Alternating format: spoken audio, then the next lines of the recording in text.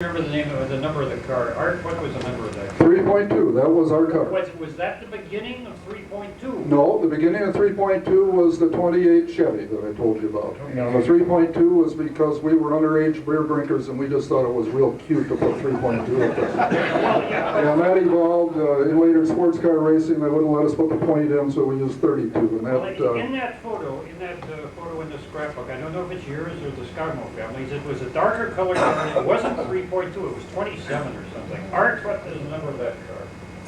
There was a number on it. I think it was 27. Okay, well, you remember that car? That may have been a different car then, but the heart-shaped grill was something that Walt Clausley created. And tell us, Walt, if you will, how you made those heart-shaped grills. There were a lot of them. How many did you make? Took the back end of an old Chevrolet on the top, those round corners, and cut them up, moved them together, welded them, that's the way the shell was made. Later on, when we wanted to make a shell that kind of slanted, we took the back end of a 42 Ford Fender and took two of them, put them together. That's how we got that shell. I could add one story to his. I was down to Joe Rosen's place. That is auto salvage on 7th and Lindale.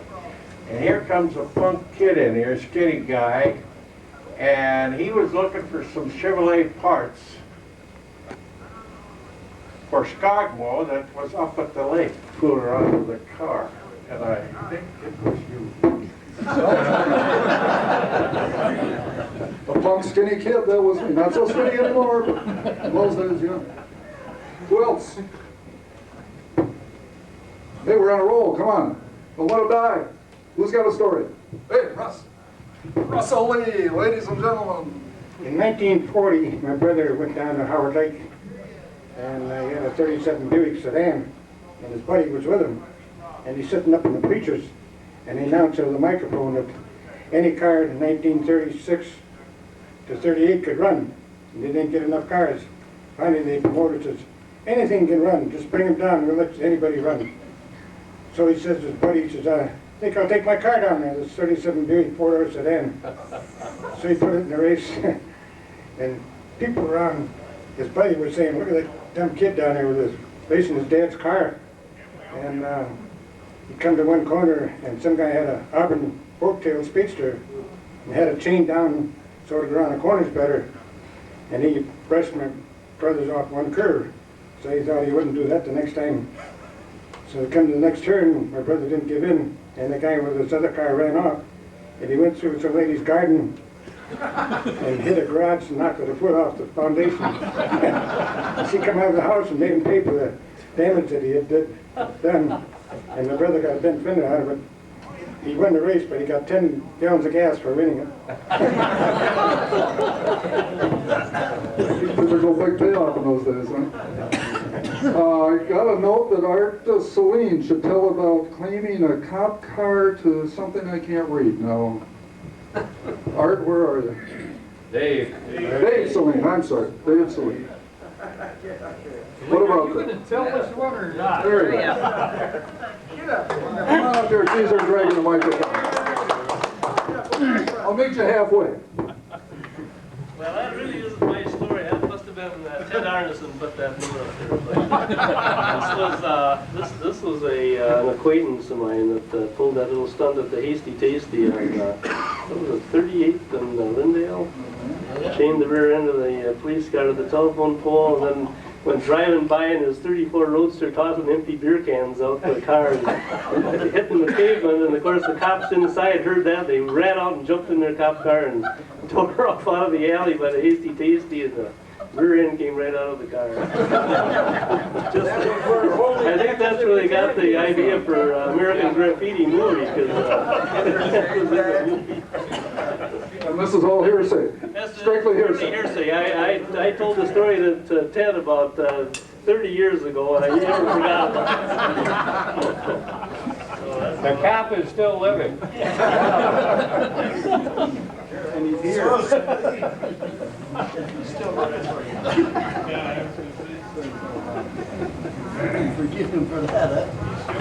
What else we got here?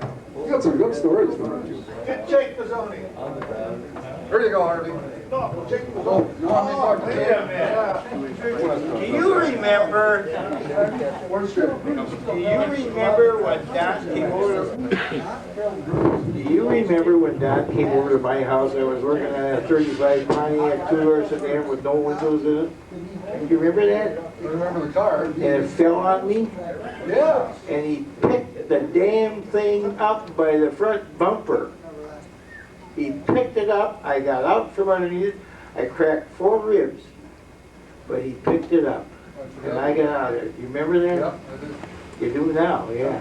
I'd forgotten it, Jim. 1945. Yeah, he could be awful strong when he had to be. Oh, man, Whatever it took. he did it. Yeah. Jake, where's Jake? Yeah, which one? Mazzoni. Gotta walk up here a little bit. We're on the corner. I probably wasn't there when it was being done. We had some questions asked about what happened to the Mortensen brothers. Well, the Mortensen brothers sold their bar, and they moved to Florida, and that's where they're at. That's where they're at right now. And then a question was asked about Stu Reamer. Yeah. As far as I know, they're alive and well. And the question was asked about Stu Reamer.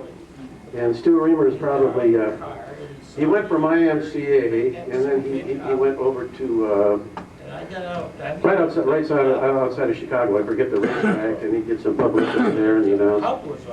And then he went to Daytona, and he did publicity at Daytona.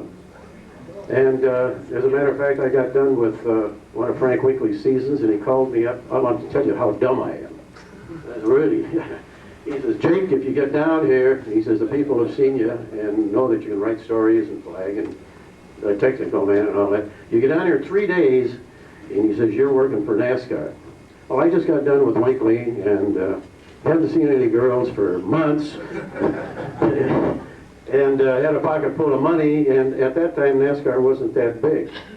But if I would have been there, I look at it all the time and say, God, but you're stupid, you know. And really, but Stu created a paper of his own, and it's especially in short tracks.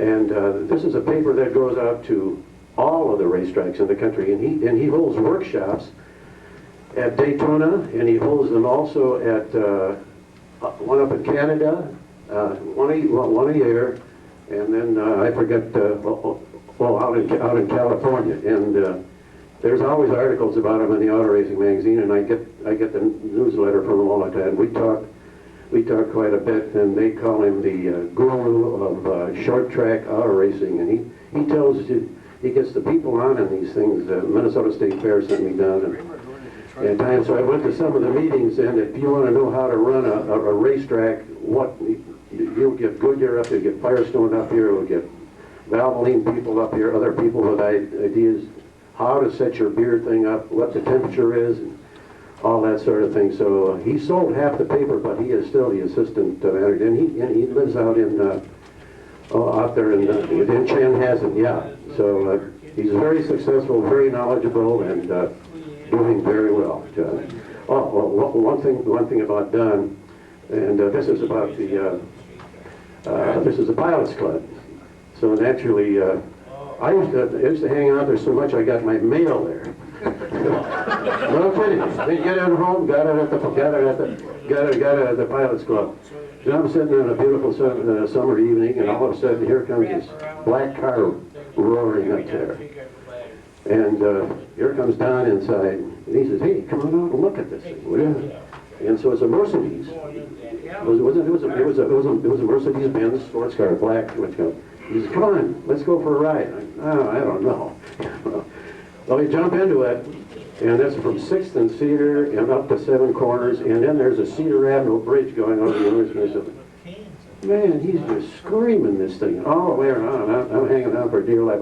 We got on the inside of the bridge. I says, "Come on, let's get back." And we got back, no police. I mean, didn't wreck the car, didn't blow it up, but I can honestly say I had one hell of a ride with Don Scoble, and I didn't want any more of them. Any other questions? He is an exciting driver. That's good news about Stu. That's kind of a dream for many of us, to be able to make a career out of racing and make a living out of it. It sounds like he's doing it really well. I've got some albums that I brought along and some loose pictures for those of you that are interested. They're up on the front tables here. There's dirt track cars plus some of the sports cars and a lot of the good old time things. I'd like to introduce my daughter Shawn, who's there running the camera at the moment. She's a family historian, and she's the gal that put these albums together. I got one closing note for you. You are gazing upon the one-time owner of the Ray Joe Motor and Manufacturing Company. Ray Joe was famous for making racing heads for Model T Fords. And about 15 years ago, I bought that company, which was then in bankruptcy proceedings, and it was strictly a job shop then. The owners told me that they still thought there were some of the old patterns around for some of the old heads and things. That was one of the many things that they told me that didn't turn out to be true.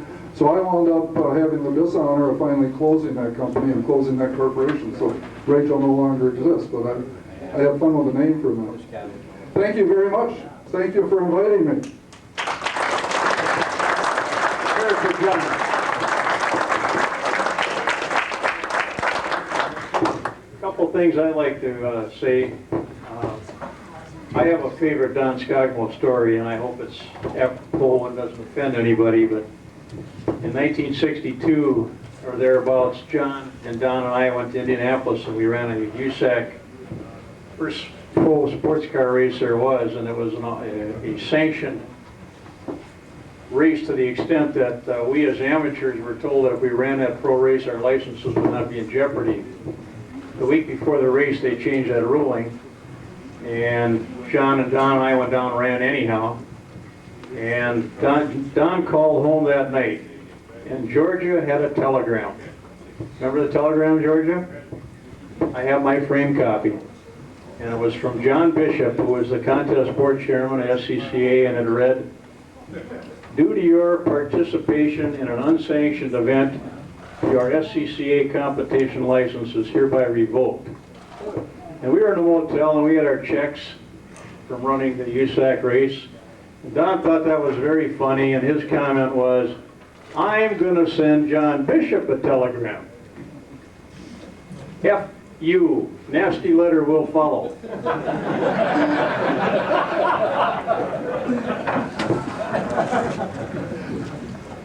Earlier on, I didn't acknowledge Jim Davis's effort in the promoting and letting members of the Minnesota Street Rod Association be aware of the meeting, and there are a number of them who have participated tonight. We thank you all for coming. There are videotapes for as long as anybody wants to watch them, and they let us stay here, which I think is 10 o'clock. There are Rex in Farmington, thanks to Jerry Beazle. And Jim Thill has some tapes here, and there is Arlington. How much we can see, I don't know. You're all welcome to stay until, I think it's 10, they're gonna lock us out of here. There's probably beer and things to be eaten back there, and good times to be had. Unless anybody else has anything. Thank you all for coming.